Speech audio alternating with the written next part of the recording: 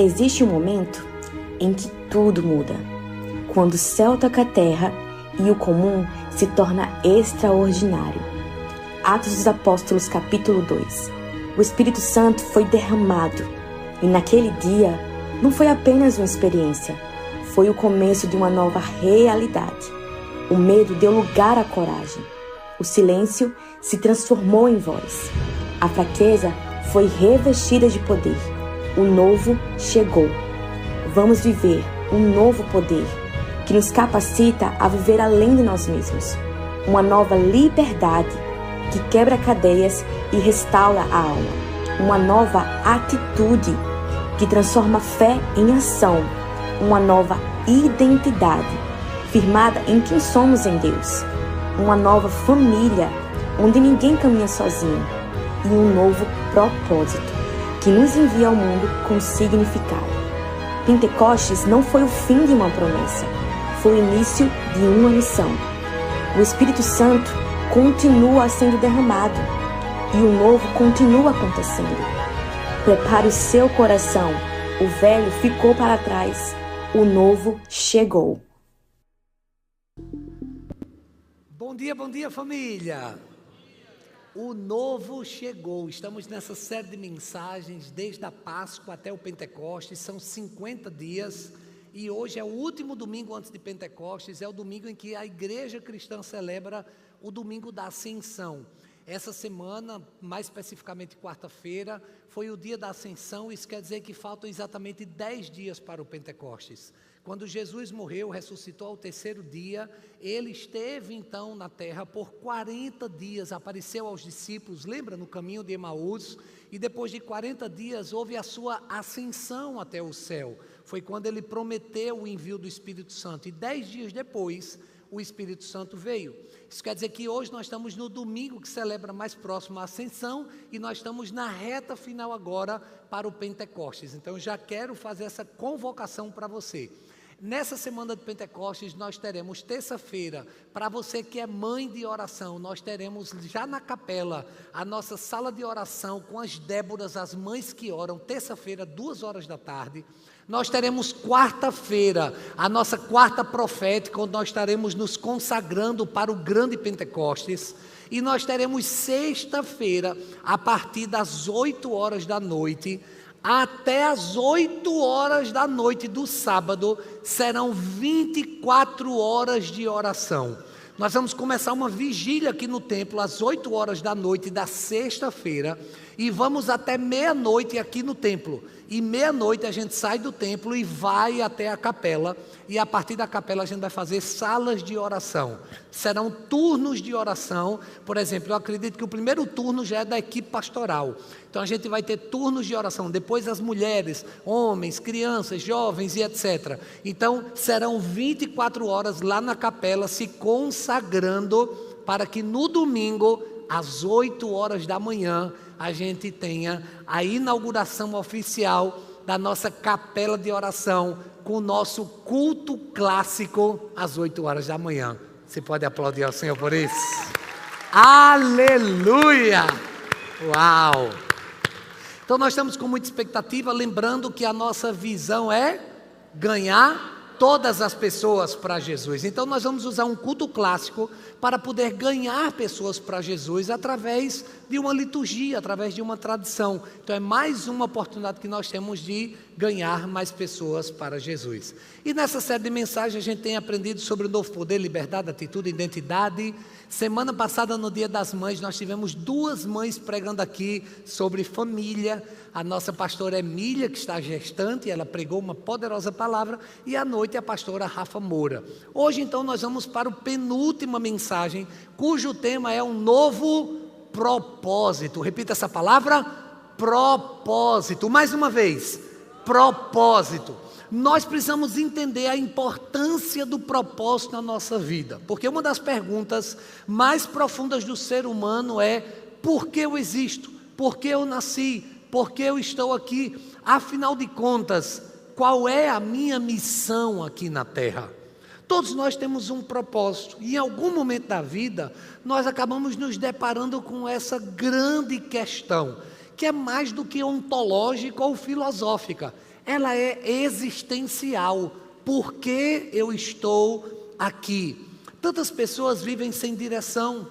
Algumas pessoas vivem na filosofia, deixa a vida me levar, a vida leva eu. Tem gente assim, se deixando levar pela vida. Ei, quem tem propósito não deixa a vida levar não, ele leva a vida sob a direção do Senhor. Nós precisamos parar de viver essas filosofias, e tem gente que vive assim. Eu sei que não tem ninguém aqui presente assim, talvez online na transmissão, mas tem gente que vive assim, ó, com a boca aberta, escancarada, cheia de dentes, esperando a morte chegar. Talvez essa seja a sua filosofia de vida.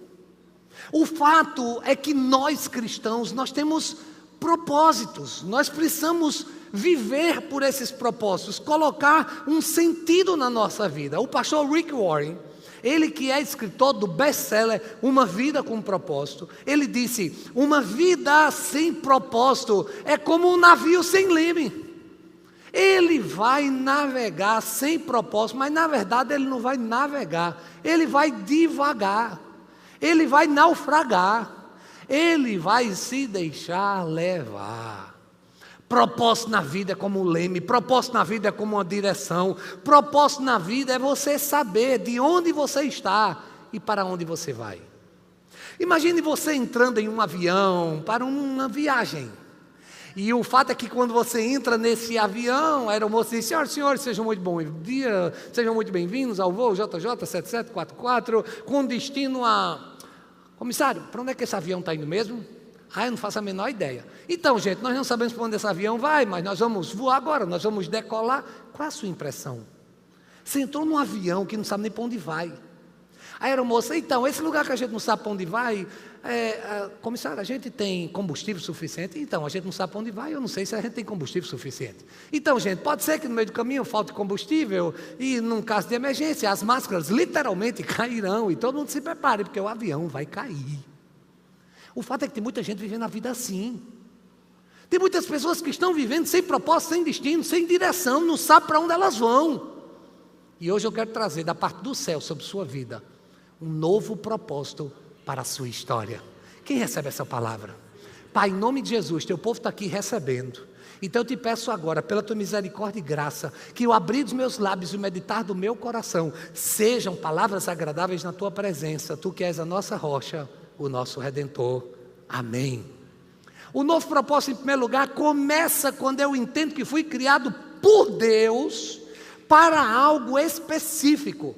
Você não é filho de chocadeira, você é filho do Altíssimo.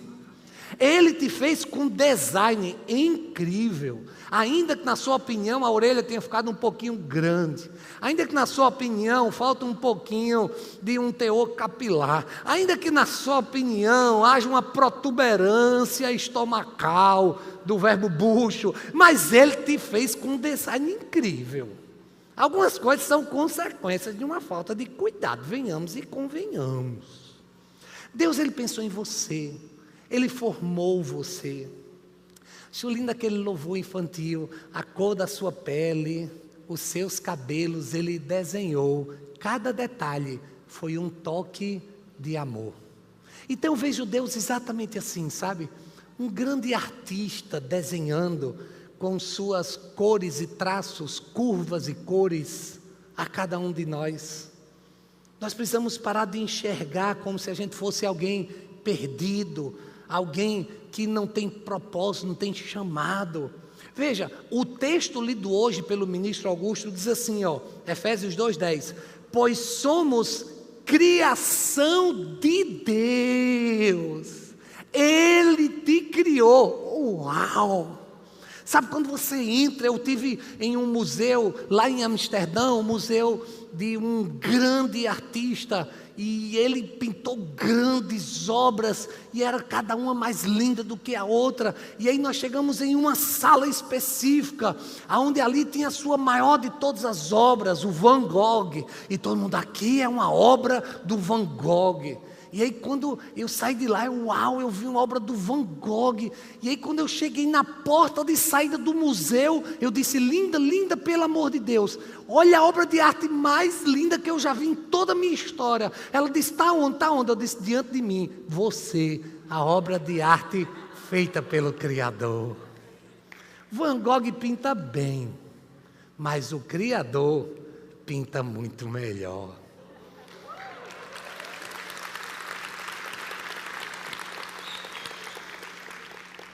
Claro que o cabelo está escovado, é só um detalhe.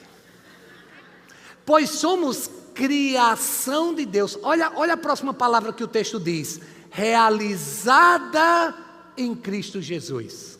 Realizada em Cristo Jesus. Paulo começa trazendo uma verdade que muda completamente a nossa forma de enxergar a vida. Você não é um acidente. Pode ser que seus pais não tenham lhe planejado, mas o Senhor te planejou. Você não é a casa de um espermatozoide que saiu dos epidímios do pai e que chegou lá no útero da mãe. Não, foi Deus que te botou nesse cruzamento, nessa competição com bilhões de outros espermatozoides. E Ele disse, é você. Você vai chegar mais rápido, você vai chegar lá. Às vezes eu olho para minha filha, não quer se levantar da cama, uma preguiça. Eu digo, como é que tu chegou primeiro lá, hein? Mas o fato não foi ela, foi Deus que escolheu. E essa palavra aqui, ó, criação, carrega um significado muito profundo, gente. É algo assim, ó, Deus intencionalmente. Deus, Ele planejou cuidadosamente. A ideia é que Ele pensou na obra. Ele construiu com um propósito. Ele pensou em cada detalhe. Você não é genérico. Você é específico. Deus te criou. E Ele te criou e te deu uma direção. Segundo lugar, o novo propósito se revela quando eu entendo que eu fui salvo para fazer algo. Escute, Ele não só te criou, Ele te salvou. Naquela cruz ali, ó, Ele pagou um preço altíssimo, Ele derramou o seu sangue por você. E por que Ele fez isso? Ele fez isso para que você entenda que você agora, salvo por Cristo, você tem agora uma direção, uma missão. Você tem agora uma função. Então existe um propósito na sua vida. Existe uma missão. Existe algo que Deus deseja fazer através de você. Você foi chamado para servir. Você foi chamado para impactar, para fazer a diferença. Aonde você estiver, na sala de aula, na clínica, no consultório, no escritório, aonde você estiver, Deus, Ele quer te usar. Então escute isso aqui. Se você é frentista de um posto de gasolina, Deus quer te usar ao abastecer os carros. Ele quer te fazer um instrumento de luz, abastecendo não só o carro, mas abastecendo a fé de muitas pessoas que estão sem propósito para viver. Aonde quer que você esteja, você é massoterapeuta, quando meter a mão na massa, lembre-se, você está impondo as mãos, Deus já está fazendo a obra e Ele quer te usar. Você é professor, gente, ó, eu faço até uma venha para o professor, ó. Para mim, ó, a profissão honradíssima, eu faço venha. No Japão só fazem venha para o imperador e para o professor. E eu faço também. Professor, nunca mais diga que você é um sofressor. Sofressor é o cão. Você é um mestre. Você tem uma excelência. Você tem uma graça de poder lecionar, ensinar, compartilhar, de poder dar direção. Então honre essa vocação que te transformou em uma linda profissão, e na sala de aula, seja alguém que entende o seu propósito. Isso muda completamente a perspectiva da vida. Você deixa de ser um espectador, e aí você passa a ser um participante. Veja, o texto nos diz lá no verso 10, veja, não é pela, eu vou repetir, é para, não é oriundo, não é de onde veio, mas é para onde vai. Todo mundo pegou isso? Acompanha aqui o texto. Para, Ele nos criou, para realizarmos de Cristo Jesus, para e não pela. Eu vou repetir, para fazermos boas obras. Escute, Ele não nos salvou pelas boas obras, ou seja, não é o que você faz que vai garantir sua salvação. Porque o que tem que ser feito já foi feito na cruz do Calvário. Mas você foi salvo para uma ação. Você não é salvo pela ação, mas você é salvo agora para se movimentar e para fazer algo. Então você não é salvo e cruza as pernas e agora espera Jesus voltar. Não, você foi salvo e a quem muito é dado, muito será cobrado. E agora Ele espera de você. O Espírito Santo foi colocado na sua vida e Ele quer te usar. Muitas pessoas entendem a salvação apenas como um livramento, como se Deus tivesse nos tirado de algo. Não, gente. Salvação é uma graça, é um resgate. Sabe para quê? Para nós agora sermos lançados em nome dEle. Então a gente precisa entender, nós não somos a religião em que a gente paga para ser salvo. Aqui não é sem caridade não há salvação. Há salvação, porque a salvação é em Jesus. Mas uma vez salvo, nós somos salvos para fazermos caridade, para fazermos o melhor. Não é à toa que nós temos aqui o Comunhão nas Ruas, atendendo pessoas em situação de rua, como nós fazemos ações belíssimas. Inclusive eu quero parabenizar a pastora Rafa Marques e toda a equipe do Comunhão nas Ruas, toda a equipe do Social, da Associação Beneficente Compaixão e de todas as iniciativas como nós temos lá em Marcos Moura, a Casa Comunhão. Gente, são tantas iniciativas sociais que nós temos nessa casa. E sabe por que nós temos pessoas que fazem o que fazem? Porque elas entenderam que já foram salvas e elas foram salvas para fazerem boas obras. Terceiro e último lugar, o novo propósito, ele se vive quando eu caminho naquilo que Deus já preparou. Escute, eu não vou inventar roda, eu não vou inventar uma sarna para me coçar, eu não vou querer meter a mão pelos pés, eu não vou criar algo novo para mim, não, é naquilo que Deus já fez, eu agora vou andar. Então veja, eu orei, Deus já me abençoou com uma varoa, e agora que Ele abençoou, eu não vou inventar roda, eu não vou fazer coisa errada, eu vou honrar o que Ele me abençoou, e agora eu vou para o próximo estágio, eu vou noivar, honrando o que Ele me deu, e agora que eu noivei, eu vou para o próximo estágio, eu vou casar, honrando o que Ele me deu, não defraudando, não quebrando tudo, não amaldiçoando, mas honrando. Então eu não vou inventar, Ele já fez, Ele já abençoou, Ele já ensinou na sua palavra, porque está tudo aqui, gente, não vai querer inventar moda não. Esses dias agora, uma mulher chegou para mim, bispo, que eu estou orando para saber se é ou não para me separar do meu marido. A Bíblia não diz que é para separar, a Bíblia diz que Deus odeia o divórcio. Então a gente precisa ir para a palavra. Agora ela disse, Ele me bateu, eu digo, agora muda toda a história, porque entre integridade física e na verdade a gente vai chamar a polícia. Porque esse cara vai ter que responder por isso.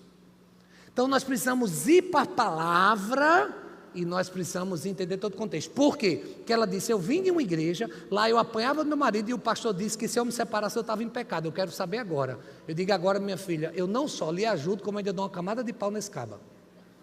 Que não seja gravada essa conversa. Mas o fato é que a gente precisa, vir para a palavra. Agora a gente precisa tomar muito cuidado de como a gente usa a palavra, para que a gente não use da palavra fora do contexto. O texto fora do texto vira pretexto para o que você quiser. Então nós precisamos saber aquilo que Deus já fez. O que foi que Ele já fez? Eu passei no concurso, mas eu acho que eu não vou não. Mas Deus já te deu a vitória, você orou por esse concurso. Pelo amor de Deus, o que é que está vendo? Meu sonho é engravidar e ter um filho. Mas essa peste não dorme nunca. Pelo amor de Deus, não diga isso. Não diga isso. Foi um presente de grego que você pediu a Deus, Deus te deu, você não pediu, então agora dá glória a Deus. Antes mesmo de você entender, antes mesmo de você perceber, Deus já havia desenhado um caminho, um propósito, uma história. Eu gosto de entender isso. Gente, olha, eu sonhei tanto, com tanta coisa, mas Deus já tinha outras coisas. Eu vou dar um exemplo para vocês, poucas pessoas sabem disso. Tem um casal aqui da igreja, Ivanilson e Rosângela, eles estão inclusive sentados bem ali. Eles estão conosco há muitos anos nessa jornada. Ivanilson faz aniversário perto do aniversário da igreja, também em novembro, e eles são uma família inteira, porque na verdade a família toda é generosa, é abençoadora, e sempre esteve conosco em cada momento da nossa vida. Houve momentos em que a gente estava nas montanhas e eles estavam celebrando com a gente, mas houve um momento que a gente estava no vale e eles foram lá no vale nos ajudar. Mas houve um momento aqui da nossa igreja em que nós recebemos uma palavra de crescimento e nós estávamos procurando terreno e a gente não achava terreno, a gente estava procurando e etc. E o casal, Ivanilson e Rosângela, eles têm 2 terrenos aqui no Bessa. Na verdade são 4, né? São 4 terrenos. Eles têm 4 terrenos aqui no Bessa.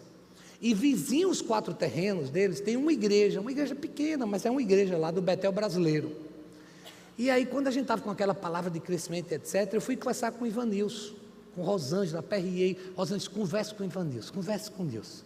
E eu fui conversar com ele, disse, Ivanilson, você tem 4 terrenos, meu irmão, já tem uma igreja. Eu falei com um pastor da igreja e disse, vamos fazer jogo, a gente troca uma igreja na outra, e aí eu compro os 4 terrenos, então a gente sai de 2 terrenos para 5 terrenos, seriam 4 mais 1, e aí o pastor lá do Betel ficou animado da vida, pastor Rocha, eu disse, oxente, rapaz, isso é de Deus esse negócio, e tal, e eu fui conversar com o Ivanilson, vamos conversar sobre esses 4 terrenos, os 4 terrenos estão parados, gente, parados.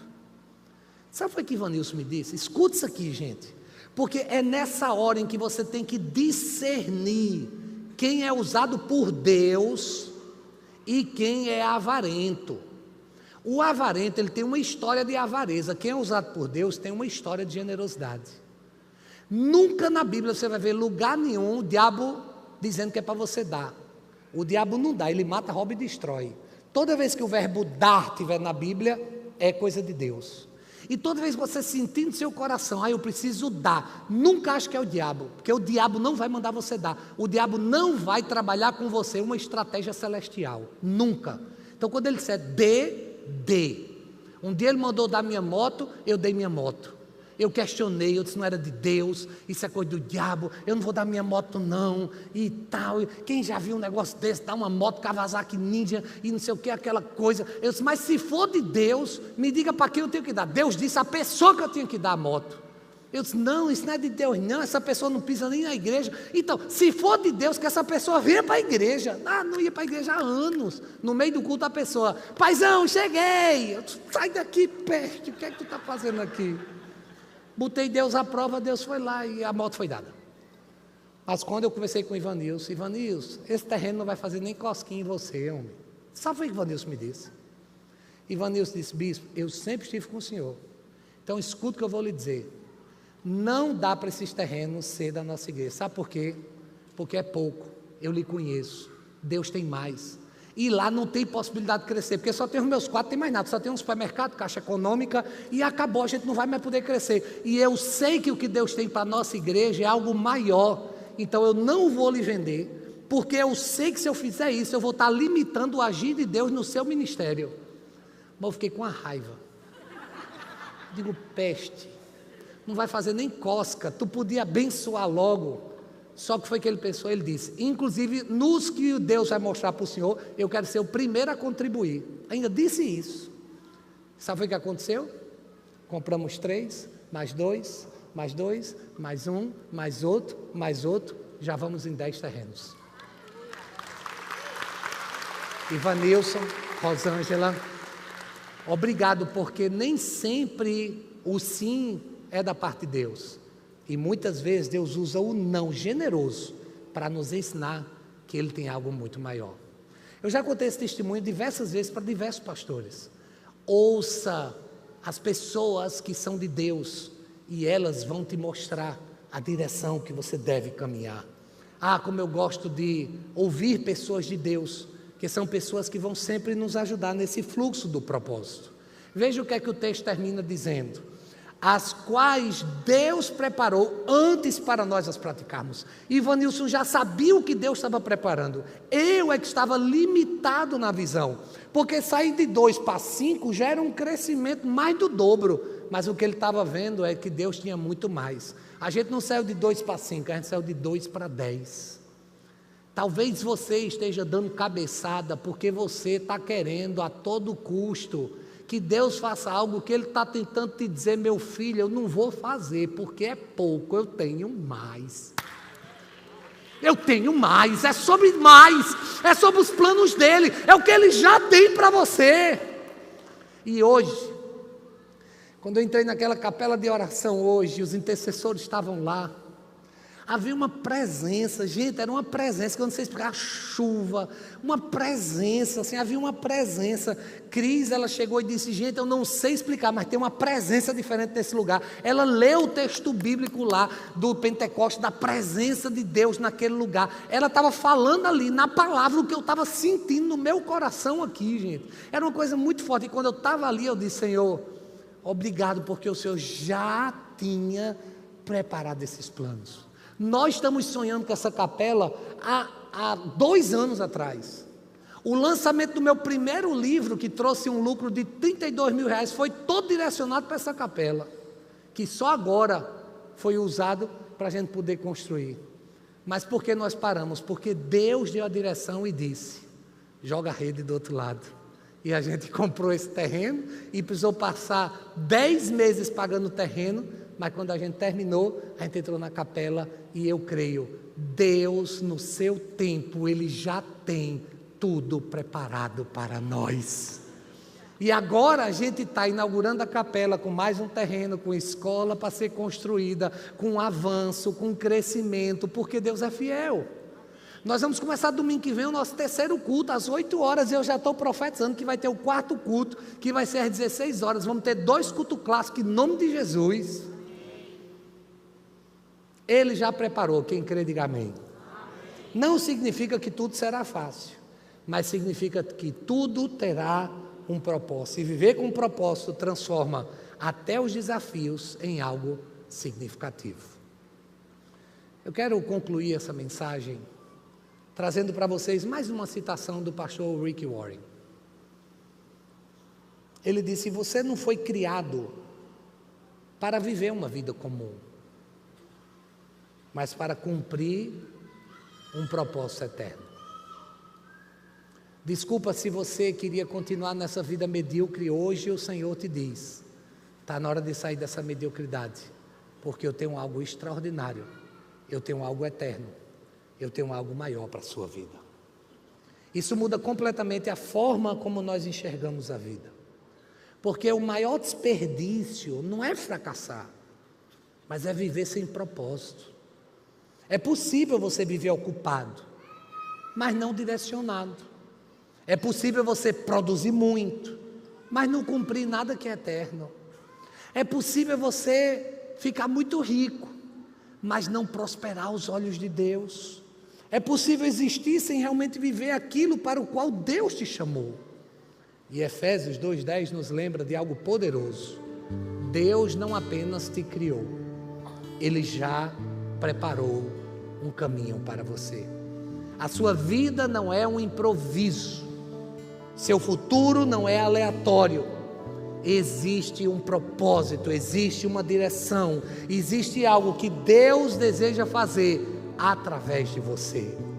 Mas esse propósito, ele não se vive automaticamente. Ele precisa ser assumido, buscado, ele precisa ser obedecido.